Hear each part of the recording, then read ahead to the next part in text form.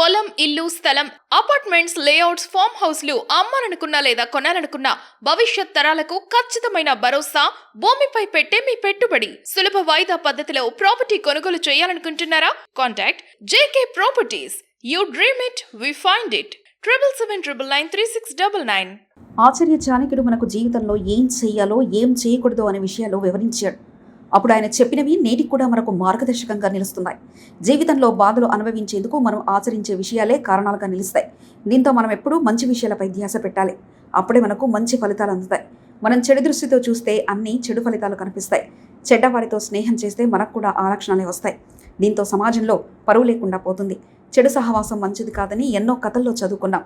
చెడు అలవాట్లు ఉన్న వ్యక్తులతో కలిసి తిరగడం వల్ల మనకు కూడా చెడ్డ పేరుస్తుంది. వారి అలవాట్లు మనల్ని కూడా ప్రభావితం చేస్తాయి. సంసారంలో భర్త లేదా భార్య ఎవరో ఒకరు తప్పు చేయడం వల్ల ఆ కుటుంబానికి చెడ్డ పేరు వస్తుంది. ఫలానా వ్యక్తి అలా చేస్తున్నారని ఆ నోట ఈ నోట ఊరంతా తెలుస్తుంది. దీంతో మన పరువు కాస్త గంగలో కలుస్తుంది. అందుకే చెడువారి స్నేహం కరెక్ట్ కాదని చాణక్యుడు సూచిస్తున్నాడు. వారి వల్ల మనకున్న పేరు కూడా పోతుంది. డబ్బు మీద అత్యాస ఉన్నవారు శత్రువులను కూడా డబ్బు అడుగుతుంటారు. వారికి ఎవరైనా పర్వాలేదు, డబ్బు ఇచ్చేవారైతే చాలు. డబ్బు మీద అత్యాసతో ఏం చేయడానికైనా వెనకాడరు. అలాంటి వ్యక్తులతో జాగ్రత్తగా ఉండాలి. జీవితంలో వారికి డబ్బే ముఖ్యం. దానికోసం ఎంతకైనా తెగిస్తారు. వారిని కూడా ఎవరైనా డబ్బులు అడిగితే శత్రువులుగా భావిస్తారు. ఇలా డబ్బు కోసం ఏదైనా చేయడానికి ఇష్టపడే వారితో మనం అప్రమత్తంగా ఉండాలి. లేదంటే ఇబ్బందులను ఎదుర్కోవాల్సి వస్తుంది. కొందరు తాము చెప్పిందే విధంగా మాట్లాడుతుంటారు.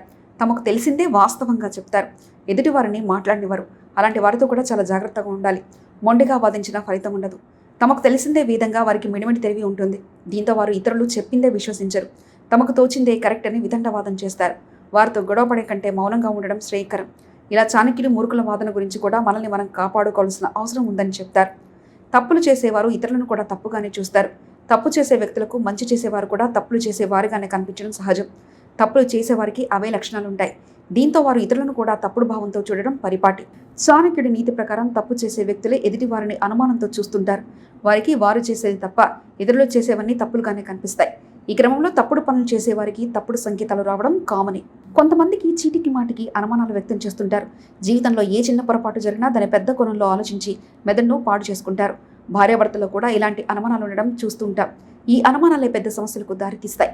అలాంటి వారి వల్ల కూడా మనం జాగ్రత్తగా ఉండాలి.